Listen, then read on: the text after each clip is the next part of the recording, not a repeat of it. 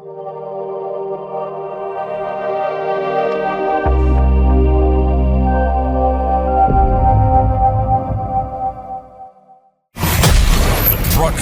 from the city of brotherly love, Philadelphia to around the globe. You're listening to Shark Bite Biz, your exclusive place for business strategy, sales, marketing, and tech in the roaring 20s. And now, here's your host, David Strausser. Hey, good day wherever you are. I'm your rock star wannabe host, David Strausser, and welcome to the newest episode of Shark Bite Biz, your place to grow a business during complete global chaos. We got an incredible episode for y'all today. First, though, I have to plug this. If you're watching us on YouTube, you can join the channel. We got a lot of perks listed out there, and basically for $3 a month, $3, you can hit that join button. You become a baby shark. Now, if you don't want to, keep paying it to the big global corporate machine of Google and YouTube, no problem. We got a solution for you too, okay? You can grab our coffee, our exclusive coffee brand, Dead House Coffee. Just head right over, deadhousecoffee.com. Use the code SHARK, okay? You're going to save 20%, and all proceeds are directly supporting this channel producing the biggest, best show we possibly can. Now, let's get back to today's show. Okay, today's show is all about following your dream. And when you're young, you may not even know what your dream is, okay? But you just kind of get these bucket list items that sometimes appear out of nowhere. And I would say that's definitely the case for today's episode, okay? Regardless of your past, you can reinvent yourself just by doing the right thing. And yeah, I know it's a struggle. You go back and forth. It ain't easy, okay? There's going to be highs, some extreme highs, and then there's going to be lows, and those lows can be rough.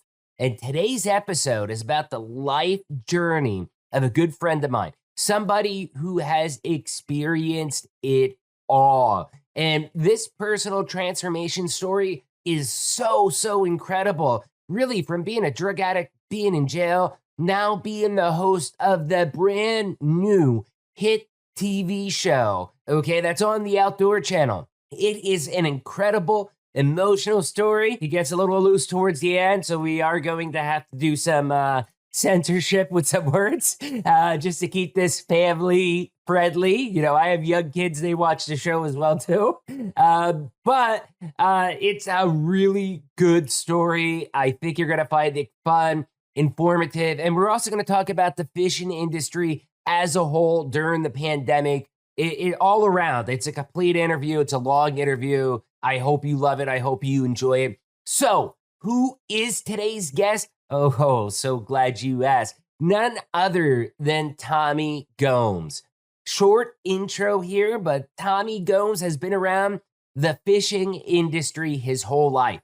He's been an addict in jail, an alcoholic, and basically transformed into local fishmonger hero down in San Diego that everybody loves. That's where I've originally met him as well too. He's the founder of many different companies like the Collaboration Kitchen, Uni Goop Bait Company, Uni Butter Bait, Tunaville Market and Grocery, and Celebrity Seafoods.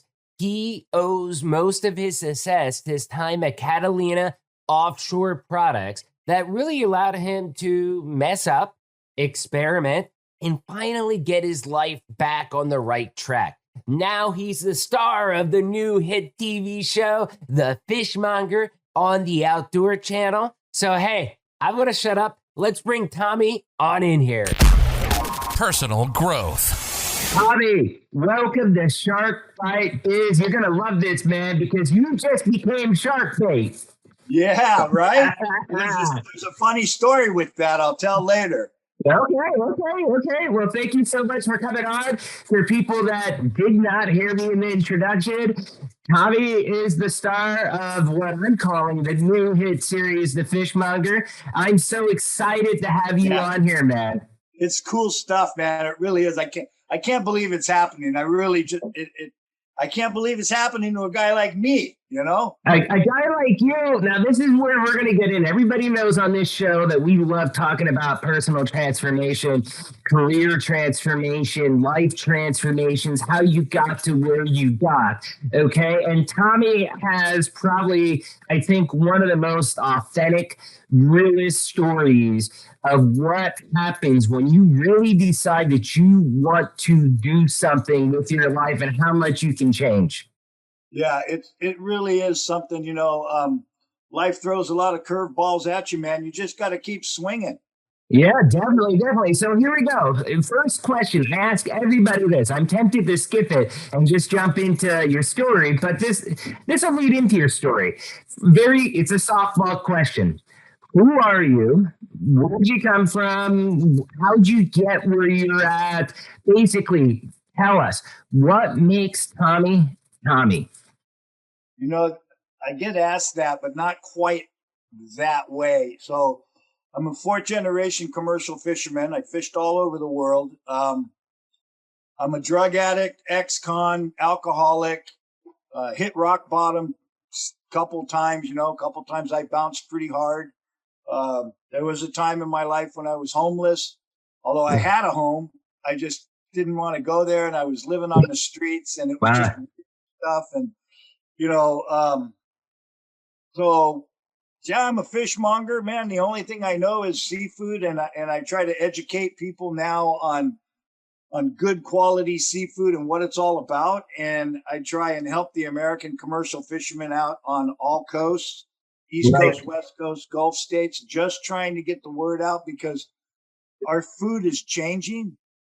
And I say this a lot, that I'm the first generation of a TV dinner, and our food has changed since then. Oh, yeah. No, I absolutely agree with that whole statement. We've had a lot of food people on here. The guy, stevia, the alternative sugar, the natural ones that comes from the plant, the green stuff.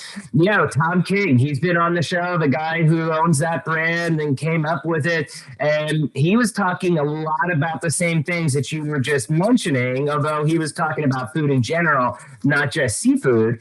So I've got to ask, let's get into, I don't know what would be better first. Do you want to talk about your personal transformation and then go into how you went from, the addict, the alcoholic, homeless, all that stuff into being in the fish industry, not the TV show, but just being in seafood in general?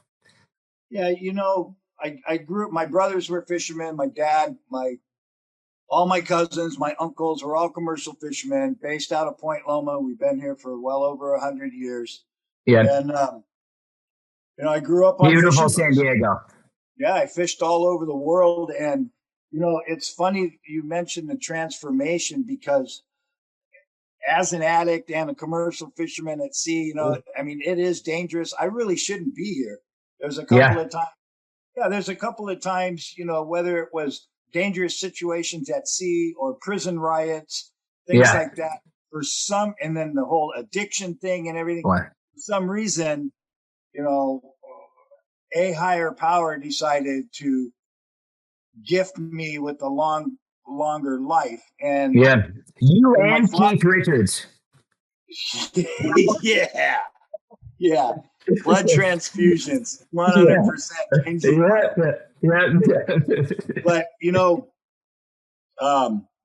I was lucky enough. I fished with my father all over the world, and we did all kinds of amazing things. And my dad got sick, and I took care of my dad with some family members. And I lost my dad about 6 years ago. And as a matter of fact, he passed in this house. Oh, and sorry to hear. It was really weird because it was like a light switch. The moment my father passed, my mother, her dementia just went nuts. And so I took care of my mom for another 5-6 years. And, there's things that a grown man shouldn't see when it comes to their mom. I'm just saying, man. Oh, I can imagine. That's got to be rough. How long ago was that? So I lost my mom just this past October. Oh, wow. And she passed at home. And, of course, I had hospice and all of that, who are gifts from God themselves. I mean, it's just amazing. Yeah, This is tough. My mom is she's a deputy coroner, but she's also she was for a long time a hospice nurse. And it would always, break her heart because she tells me that, like, when she visits patients that are in hospice, that these bonds are created when she's seeing these people day in, day out at probably the toughest moment of their life, because they're in that transformation from this life to what's ever on the other side. And it tore her apart way too much, where she had to get out. Yeah, and it was tough, man. I mean, I'm not, sugarcoating it or anything. Grown men in prison didn't talk to me the way my mom did at the end. I was like, there was sometimes where I was just looking and I had to laugh, Yeah. I'd have to leave the room and crack up. I was like, oh my God, I can't believe she just said that. But that's funny. I come from a very big, loving, caring family. We have a lot of family members throughout the country. And then, I got strung out on meth, got busted with a bunch of it, went to prison, did 10 years there and came out. And there wasn't really a foundation for me to build off of when I got out of prison. So I knew How did you do it? Well, I didn't do it very well. I'll tell you why, because I knew I was a drug addict. So I started drinking. I wasn't an alcoholic. See, I went right into the drug addiction, and then I became an alcoholic, and I hit bottom real hard. And I showed up at a place called the San Diego Freedom Ranch up in Campo, California. I had a brand new hefty garbage bag full of clothes, and that was it, and I come from a very, my family's doing pretty good, man, at the time. But anyways, I was in a 120-day program. I stayed there 8 months, and one night in the middle of the night, I had this weird dream where I was woken up and I heard a voice say, you got to go down the hill and get going with your life. And so I left the place and got a job as a fish cutter at Catalina Offshore. And I had all these ideas going in my head. And the owner there, Dave Rudy, I'm very blessed that he's a friend. He allowed me to do a lot of programs there in order to not only enhance me, but also help build his company up. We did all kinds of stuff. We did a collaboration kitchen dinner event where we raised money for kids throughout the city, and we did all kinds of cool things. And I built a retail department there and a restaurant program. And now, I left Catalina right before COVID hit. So it'd been kind of a little bit of a lull there. And then we started. I want to stop there with Catalina. I think my personal biggest heartbreak of you not being there is I don't get to see all the incredible pictures of the food that you all had there.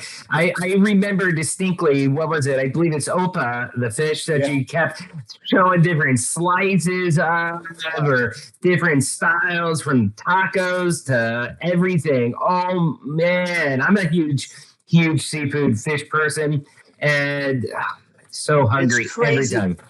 That video I did on 65 million views. I can't believe it. My great niece, she came up to me and she said, "Uncle, you're viral." And I'm like, "No, I'm not sick." And she giggled and laughed and showed me on her phone. She goes, "Look, you got 10 million views on this video." I was like, "Oh my God, I didn't even know." I wasn't paying attention. Now it's at 65 million. 65 million. Wow, that is incredible. Do you think we'll get 65 million on this podcast episode? I don't know, but if we do, sign me up for another one. Yeah, there you go. So business and seafood. It sounds like when you were at Catalina, you were blessed because you were able to experiment and do things that really helped you, I guess, feel fulfilled. Okay. Yeah, You yeah. feel your full potential. Um, how important do you think that was for you with your rehabilitation and being able to move forward? It was very important, and and I'm very grateful, like I said, to Dave Rudy and everybody there, especially the fact that I got to use his dime to learn more about how to get seafood out to the general public by Hmm. educating, promoting, and having fun and Hmm. doing that. Because here in America, everybody wants a 4 ounce piece of fish, bloodline out, skin off, no bones, and they don't want it to taste like fish. Then go get a damn piece of chicken. You know, it just doesn't make any sense. And Exactly. everybody wants, we're so spoiled when it comes to our food. We shop by seasons for our fruits and vegetables, but we don't shop by the season for our seafood. Everybody wants that swordfish, a type of salmon, something called sea bass, and tuna. And there's Yeah. so much more out there Oh that yeah. I Oh tell people, I tell people, if the big fish eats the small fish, how come you don't eat the small fish? And they say, oh, I don't eat bait. Well, phooey on you, man, because little mackerel and sardines and oh yeah. anchovies, they're great. They're absolutely great. Down in Tijuana, our viewers, listeners all know I lived down there extensively for like 15 years. Worked with the Baja government for 2 years, where I met another friend of yours, Sam, the cooking guy.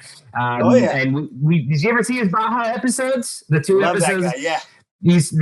So I was the one that worked with Sam, organizing all of that, set it up so that he could do it on the skyscraper and everything. And Sam is coming on this show, but we're waiting till his book stuff comes down a little bit. Yeah. But anyways, when I was down there, I mean, I was surprised. Like mackerel, I had a lot of mackerel down there in Tijuana. Mackerel tacos. That is Yeah. so good, and that's another fish that I guess it's high in omega threes, kind of that way. It's very healthy for you, I hear. Yeah, it is. It's very healthy. It's got great omegas and it's plentiful and it's sustainable, and they eat it all over the world. We just don't eat it here. And I don't get so why we don't. it's just a shame because people are afraid of seafood. It's just a fish. I mean, there's some on Hmm. my wall. It's just a Oh yeah. fish. Just cook it up and have fun with it and eat it and enjoy it. A little salt, a little pepper, a little butter, boom, olive oil, you're done. Oh yeah, exactly. So let's jump into a little bit right now with the business side of fishing. How has the seafood industry been impacted? I don't know if you know this, but we're in this little pandemic thingy that doesn't go away. How has the seafood industry been impacted? Positively, negatively? What struggles do you have? Well, we lost all our restaurants because the restaurants Oh closed. So yeah. the distributors stopped buying. The major Hmm. wholesalers stopped buying. So the fishermen are very smart and they adapt and they overcome to anything that's thrown at them because every day something is thrown at them, whether it's an environmental issue or marketing or overseas, whatever it is, they'll change and adapt. And so Oh yeah. they started selling off of the boats. And here in San Diego, the San Diego Fishermen's Working Group, spearheaded by Peter Helme and his guys, they have a dockside market every Saturday. And there's literally a line from Hmm. Seaport Village almost all the way down to the Midway. Oh yeah. I've been And there. I, it's I was at crazy. that. You're talking about the dock with all the seafood. I think it's on Saturdays or Sundays, right? Yeah. Yeah. Yeah, yeah, Saturdays from eight to 1 or 2, sometimes longer. yeah. I've Um, been there a few times, and it was amazing because at one point I was still working in Mexico, but I actually lived in El Cajon at that point. And what always kind of drove me nuts was, Americans, we're so used to buying, grocery store and even in yeah. San Diego, it's like It, it, not as fresh. It's like, where can I get it the fresh like I would down in Tijuana, getting it like right off the docks. And that's how I ended up finding that location. And every time I went, blown away. My kids love going down there and seeing, all the different fish and stuff like that. It was cool.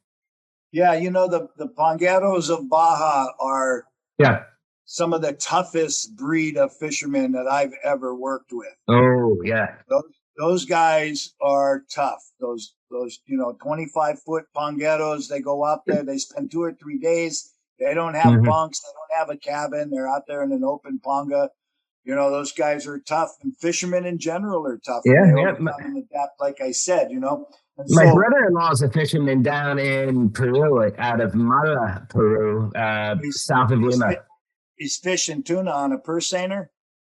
I don't know all those details, but I know that they catch enough to be able to live. Yeah, there's a big tuna industry down there. San Diego was once the tuna capital of the world. A lot of our boats are down there in Malta right now, in Ecuador, fishing. Okay. A lot of the San Diegan boats are down there fishing? Oh, yeah. A lot of guys down there from San Diego are fishing. Paper holders. U.S. Coast Guard paper holders are sought after worldwide. Okay. So if you're a U.S. Coast Guard licensed captain or a chief engineer, you can get a job anywhere in the world. How much do what kind of salary ranges do they typically get for those positions? Depends on how much you catch. Oh, yeah. Is that how it goes? You don't catch fish, you owe the boat money. You owe the boat for expenses and fuel. How often does that happen, actually? I mean, we've all seen movies where you have the fisherman that goes out there trying to fish and doesn't catch anything. And is that how it is in real life? Yeah, fish have tails, they got to move. And in order for you to move, you got to burn fuel. And to burn fuel, you're burning dollars. And so you got to find them, and you got to be real fishy. You got to be real smart and find the fish, catch the fish, and get in. The name of the game is to get as much as you can, as quick as you can, so you can come home and do it again and again. Right. But here in the United States, the regulations and rules are changing for our U.S. flag boats. And these guys aren't complaining. They just want a level playing field. And that's what the first year of my show is all about, is just Fishmonger is all about talking about what the American fishermen are up against with the imports and unregulated, unreported, and overfished seafood that's flooding our country. Right. Cheap labor, slave labor, pirated fish, all of this stuff is happening. And there's, let me explain it to you this way. We have government observers on our boats, on U.S. flag boats. Are they U.S. government observers, I assume, or international ones? Okay. No, they're U.S. government observers. We have tracking devices on our boats that tells the government where we're at and what we're doing. So imagine if you bought a new car, and the minute you went over the speed limit, you automatically got a ticket. Or if you came to Are you sure California hasn't tried that already? Right. If you came to a California rolling stop and you didn't stop all the way, or you made a right on red, you automatically got a ticket. That's the kind of stuff that our fishermen are up against with these observers and these tracking devices. Oh, yeah. And so they just want a level playing field, man. And our fish isn't cheap. The American fish is not cheap. There's so much cheap imported seafood coming into this country that there's no trace and trust. I am trace and trust for our San Diego fishermen. I know where it came from. I know how it was caught, and I can explain that to the American consumer. Whereas when it's caught from a foreign boat, say it was China that came in and offloaded in Ecuador, that fish now becomes, the country of origin is Ecuador. Wow. If you go on to... That's crazy. Yeah, it's nuts, man. It really is. There's an app out there called Vessel Locator, and there's a bunch of apps. Vessel Locator is one of them and all that, where you can go and you can see where vessels are at. And it was a month and a half ago, there were 67 Chinese vessels within 1,000 miles of our border. That's not a big distance when you're talking this big pond. 1,000 miles within our border, they had freighters, which were processing ships, fueling ships. They had ships that could provide more food for these boats, and they were banging away less than 1,000 miles from us. And then they go into a foreign port. They offload on the freighter, and then when the freighter's full, another one comes in. That other freighter takes off and goes to a port somewhere and offloads all that catch, and that becomes the country of origin. So, wow. How many, with that topic there, I mean, obviously living down there, my previous life, I was pretty familiar with NAFTA at the time, now USMCA. I don't know what exclusions there are as far as the, seafood goes off the top of my head, but wouldn't it possibly make a lot of sense for those foreign countries to dump the fish in a place like Mexico then, if Mexico would be the origin, to get it up there, with no tariffs and stuff like that? Mexico is very smart. They don't want anything to do with that. Oh, great. Mexico has enough seafood. They are now coming into their own, I will say, in a respected way. That they are creating biospheres around some of the islands, like Guadalupe Island and certain areas, Clarion Island, Socorro Island, Roca Portita. These small rocks or mountaintops that have become islands are now biospheres, and there's no commercial fishing there. Mexico is very, very smart when it comes to seafood and protecting their resources. Oh yeah, I was very surprised once I found myself working for the Baja Tourism, with the Secretary of Tourism by happenstance. I was working with American companies, bringing their tech down into Mexico. Just so happened I kept getting client after client after client that was tech, but it was border technology. So, like, I don't know if you've ever seen the border cameras, like bordertraffic.com, stuff like that. Yeah, that was totally me that was ramping that stuff up back then. Why are you laughing? You like it?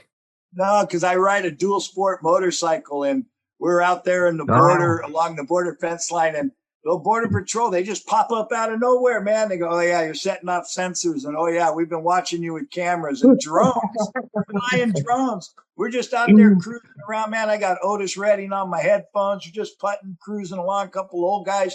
Next thing you know, there's Border Patrol. We're like, what happened?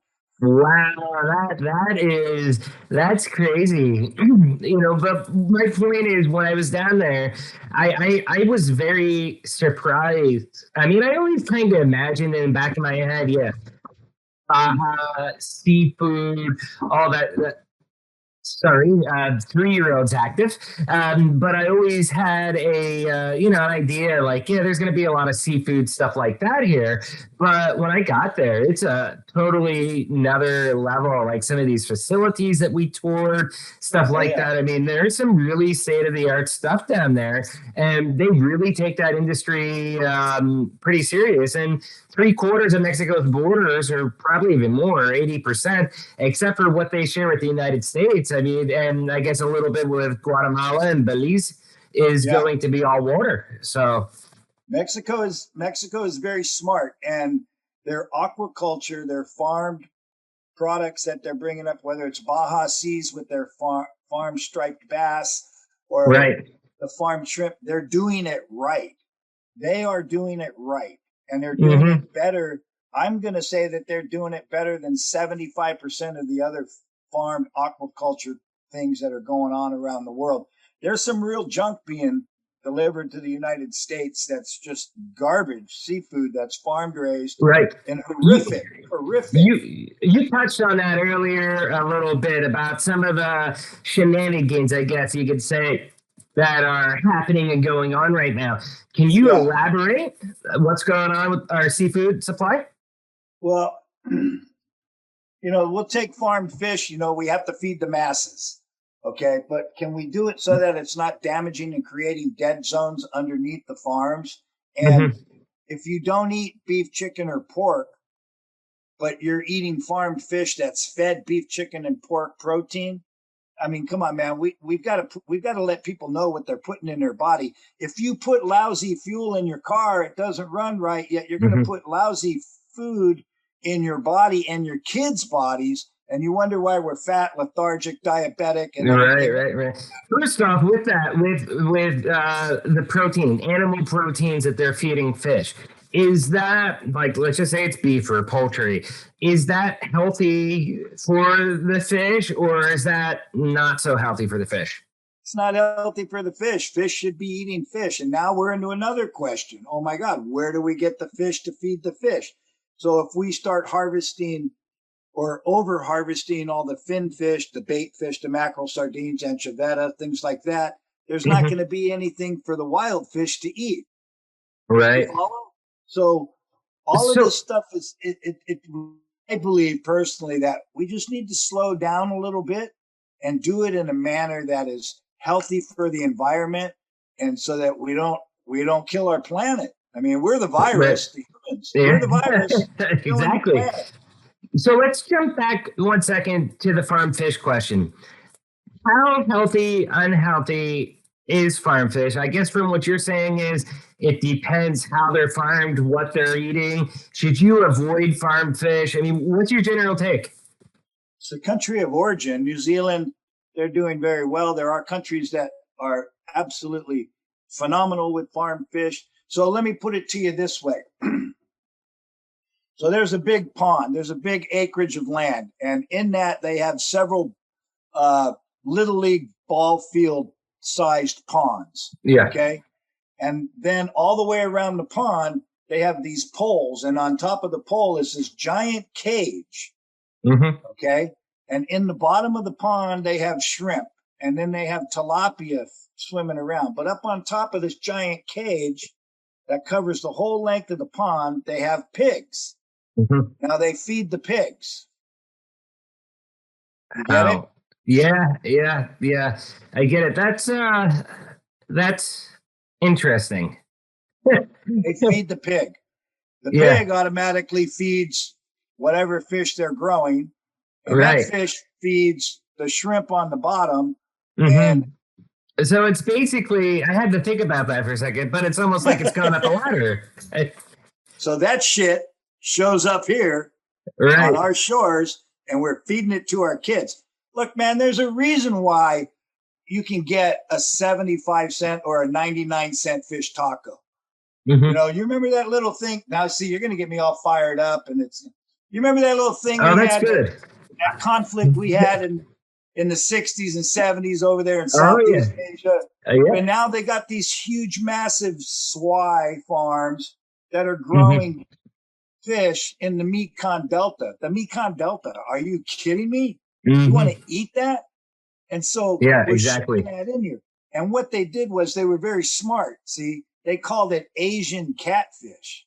And then our American catfish farmers, the American Catfish Farmers Association, they took a beating because that stuff was coming over here, and you could buy 20,000 pounds at, $1. And it was filleted and processed and portioned out and everything. And our American catfish farmers, they just got hammered. They were losing money left and right. So they had to get a lobbyist in Washington. Here come the politics. Great, because fishermen love politics. They had to get politicians and lobbyists to get these companies to take away the wording Asian catfish. They didn't want catfish on it. So now they call it like swai. Swai. So that's actually what that is then. That's interesting backstory. And, with all industries, I think once government gets involved with that stuff, especially around labeling and stuff, usually adds another level of complexity to everything. Yeah, and what is fresh? What is frozen? What's gas tuna? You carbon monoxide a piece of tuna that's all brown and everything, and it turns rosy red and it never changes color. And that's why you have all you can eat sushi bars. You go to a real sushi bar, 2 thin slices of nigiri is going to run you $15 to $25, sometimes more. You're not going to get in there. There's no such thing as a $1.99 tuna roll, but there is because we have carbon monoxide gas tuna that makes it look So beautiful. that's what they're using to make I knew that they were using artificial coloring in a lot of tuna, but you're saying it's actually carbon monoxide? Read the label. Read the label I of what will read the label. you read the label of what you're feeding your dog and cat. You read the label of what you're feeding your kid, but you don't read the label of what you're putting in your body because you're an adult and we know better. Well, Now, I want to put an asterisk in that. Okay, I yeah, think a lot of people nowadays are more informed. They are starting to read the labels. However, this is where the asterisk comes in. They're not necessarily, if they're buying fresh, what they think is fresh or frozen tuna, they're not reading the label on that tuna because they see just a big slice of meat. Oh, yep, it's tuna. That's yeah, what people are overlooking. yeah. I mean, and we have long line boats that come into San Diego weekly, and they Mhm. sell directly off of the boats high quality sushi grade tuna for $10 a pound. $10 a pound, and it's amazing. So just shop smarter. If it's one thing that I've seen for this pandemic is that people have learned to cook Yeah, again, but yeah, they haven't learned to shop. See, yeah. read the label, and it doesn't matter what you're buying, whether it's a canned good, fresh fish, a piece of meat, or whatever. Know the country of origin where your food is coming from. I mean, you're not buying beef from faraway lands. I mean, unless you're spending $75 a For pound on regular, Kobe beef from yeah, Japan. Goldie, there you go. So let's use the last segment here of the show. Let's jump into your show. Let's talk about the Fishmonger. How did that develop? It, uh, it was funny because Scott Laseth, he has a couple of shows on the Outdoor Channel, The Sporting Mhm. Chef, Dead Meat, and he hunts and fishes all over the country, and he meets interesting people, and it's super cool. So he and I were doing trade shows together, consumer shows, um, the Fred Hall Boating Fishing Tackle Show, and he had a little area called the Sporting Chef Cafe, and he would cook up rabbit and rattlesnake and tell stories, and I would cook up seafood and tell stories about seafood and things like that. And one day, we would always have backroom conversations in between our shows. I said, Mhm. I'd like to do a TV show on the American commercial fishermen and what they're up against, just to educate and promote for the American public. Right. And he said to me, he said, how would you like to start that? And I said, well, with a roundtable discussion with 15 or 20 commercial fishermen. Now that right there is difficult to do because one, fishermen don't like people. Two, fishermen don't like each other. Unless you need help at sea, they'll help you. And three, Mhm. it's like herding cats to get all these fishermen together at a table. So we had a roundtable discussion and we filmed it, and it got heated. I mean, Yeah. we were asking questions about, environmental groups trying to shut them down, and permit fees, and government, and this and that, and Is there a import. lot of environmental group action right now? I remember seeing like the stuff years ago, but currently. It's brutal. It's Okay. brutal. It's brutal the amount of environmental groups that are coming down to stop American fishermen, who are the best in the world, the most regulated in the world, to stop them from commercial fishing. Meanwhile, what all you can do is switch flags, go to a foreign country, and start fishing all over again. Nobody, no commercial fisherman, doesn't matter what country you're from, no commercial fisherman wants to kill the last dinosaur. Nobody does. We want to No. fish, and we want to do it sustainably, and we want to do it And right, responsibly. especially here in America.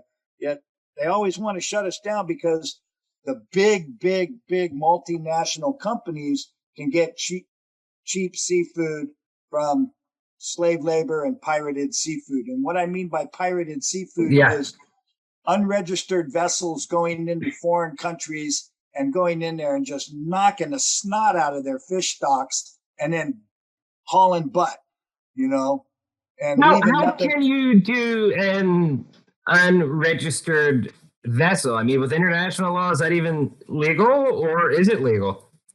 You just do it, man. I mean, Just do it. you can weld all thread on around the name of the boat and have Mhm. different pieces of wood to fit over that all thread and bolt them up there. So now, oh yeah, that boat's registered here. You're flying different flags. there's all, you can turn off a transponder or not even have your transponder, you know. And if you're all you have to do is get in and then get back out to international waters. That's all you got to do. Oh, wow. So That's you go interesting. into some of these third world countries that don't have the patrol boats and don't have the infrastructure to patrol their waters and stuff. And then all you got to look out for is the U.S. Navy. And the Navy, they're not really looking for illegal fishing activities. They're looking for other things in this world. Right. Yeah, they're looking for totally other things. Plus, my understanding is that, they're really occupied with a lot of other things than illegal fishing. So, I mean, you had this roundtable discussion with the group of people. How did it go then from where you had that discussion to actually getting the Fishmonger TV series on TV? So Scott took a lot of the topics that we talked about at the round table, and then he added a lot of history that I have and a lot of history that's here in San Diego. And I have a library of old footage from the 1920s that the public hasn't seen yet. And I mean, just looking around this room, there's stories about every single piece of memorabilia that's in here. And this is just one room of 3 that's like this. So Scott took it and he pitched it to the network. And this is the part that just blows me away because, one, I don't understand it. But from the time Scott pitched it to the time the first show aired was less than 8 months. And the network bought it before it even aired. Wow. Yeah. Well, I mean, you got to remember, that's because he said his name was Scott, right? He's already producing shows with them. They already, have a relationship. So they probably, trusted the judgment on that. And obviously, anybody that meets you just from watching this show, I mean, they're going to be motivated to go out and watch the Fishmonger because you could tell, Tommy, you're an amazing character. I'm trying to do the best I can, but Scott's had a relationship with the Outdoor Channel for over 20 years. He had the Sporting Chef TV show, Dead Meat.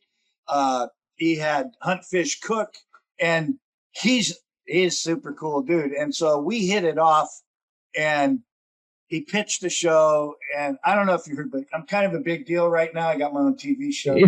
Well, I have my own podcast. I'm just some dude, man. I'm just some dude, How has it been? How has the reception been from critics and people like that about the show? For me, it looks all positive, but you? It's been pretty positive. The fishermen, I mean, I'm not going to kid you. They bust my balls a lot. A lot of it, it is TV.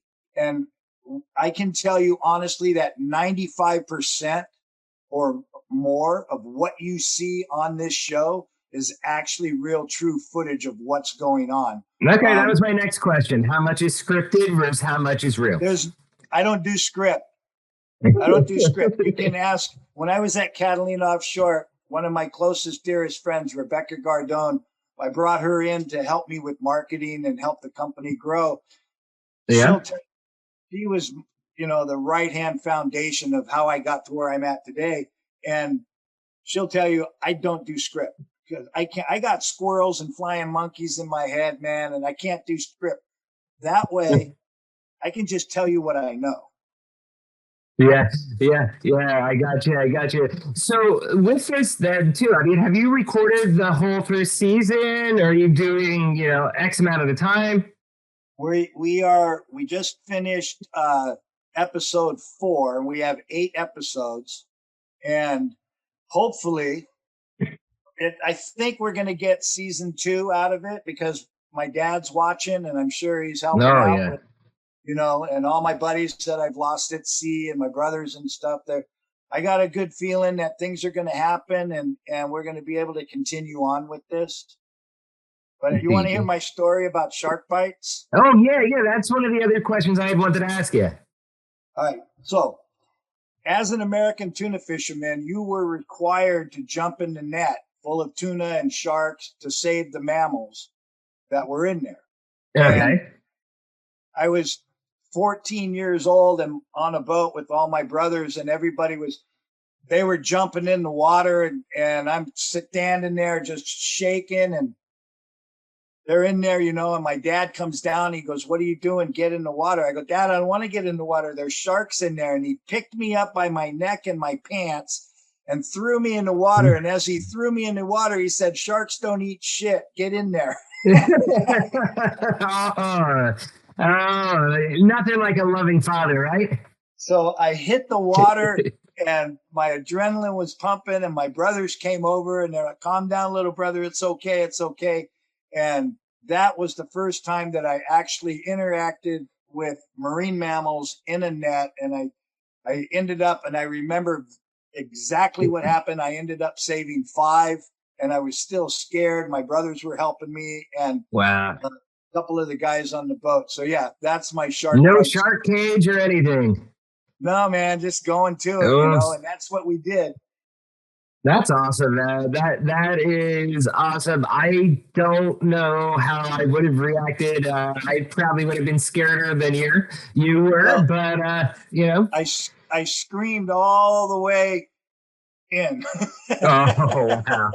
I think I would have too.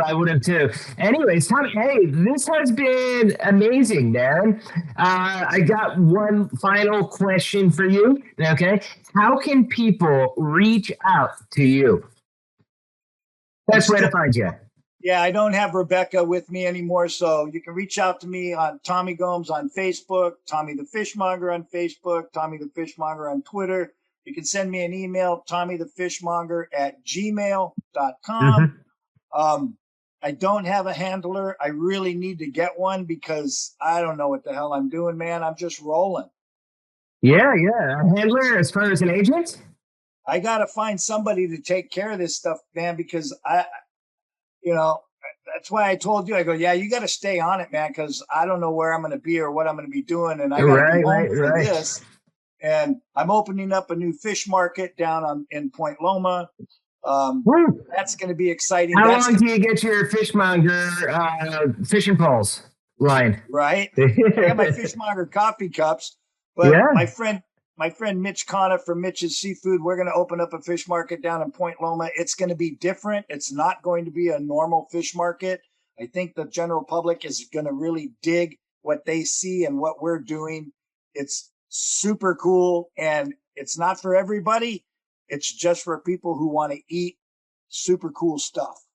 Wow, that is amazing. You have a lot going on, my friend. Make sure you reach out to Tommy, and you heard this up and coming Hollywood superstar needs an agent. Okay, so all you Hollywood people out there, make sure you hit him up. Reach me, and I'll get you in contact with Tommy. There you Tommy, go. thank you. Thank you so much for coming on, my friend. Best of luck with the show. Anytime, man. This was super cool. Thanks for having me, and looking forward to the next time. Oh, definitely. There will be season 2 debut. We're going to live stream it, you and me. There we go. Yeah, cheers, mate. Bye. Wow, totally amazing discussion with Tommy. Oh man, that was everything I could have hoped for plus more. First, you all know the routine. If you found this interview helpful, which, I mean, you heard the story, it's almost impossible that you didn't. If it sparked some warm and fuzzies, do me a favor, smash that like button, smash that subscribe button. We're trying to build a community, like-minded business people. We have 2 interviews, 2 episodes each and every week, just like Tommy came out today. Subscribe, like the video, help us grow this brand, Shark Bite Biz. But if you really want to do us a solid, okay, really easy. Share this out. Share it out on LinkedIn. Share it out on Twitter. Share it out on Facebook. Get it out to your network. I would love nothing more than to see the Fishmonger, Shark Bite Biz, and Tommy Gomes trending on Twitter. So help us get there. Share it out to your network. Thank you. Now let's get back to Tommy. As I said earlier, amazing story. Totally loved it. And I really feel that we kind of went full circle with his life. And I think there's a couple things that I just really want to reinforce from the interview here on the outro. First one, redemption. As Tommy said, he messed up a number of times. He's fallen down the wrong path, not once, not twice, but like a kabillion times. Each time he found the support, and I think most importantly, the willpower that he needed to bounce back, get sober, and stay strong. The moral of the story here is just because you mess up, it doesn't mean that it's over. And Tommy had a couple of serious mess ups. Now he's the host of a TV show. You can seek redemption, okay? But you've got to remember, redemption isn't always just automatically given. You've got to pay your dues and you've got to work towards the redemption. You've got to earn it, but you can overcome your past no matter what it is. Another issue that I found very interesting itself was talking about the fishing industry. Look, we're business people. We're capitalists, very much so. Tommy is. But there's some pretty dirty things going on with what some of these companies and countries are out there doing in the seafood industry. Digging into the origin of your fish and trying to buy from a more trusted source, I think, is critical, because otherwise you could be putting some pretty nasty stuff into your body.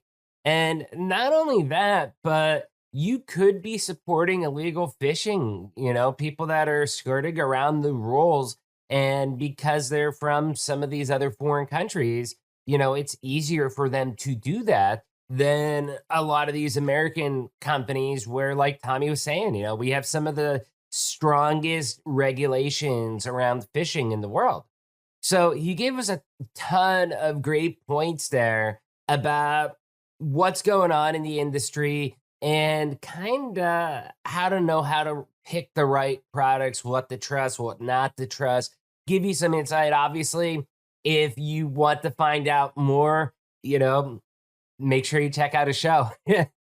Support Tommy on his new journey that, again, it just kind of found him. Like, he can't believe that out of nowhere he was able to get this show just from talking with one of his buddies. The Fishmonger, you can find it on the Outdoor channel. I'm going to have the link down below in the description, so that way you can go right to the Outdoor channel's website, find out more about the show. Support Tommy. Please go there, watch the show, support the show. He's got Facebook page and all this other stuff. The support that he's getting with this show, it's amazing.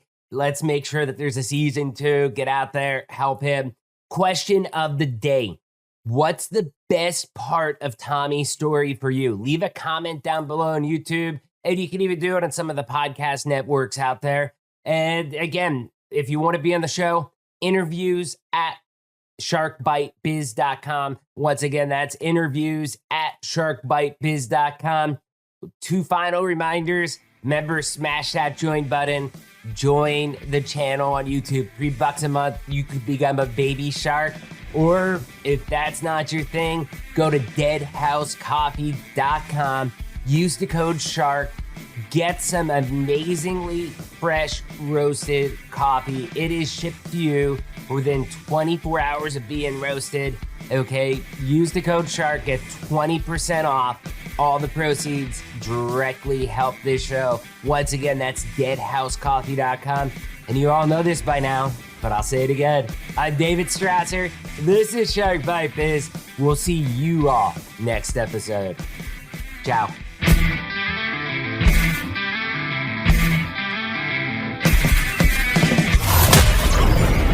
Thank you for listening to Shark Bite Biz.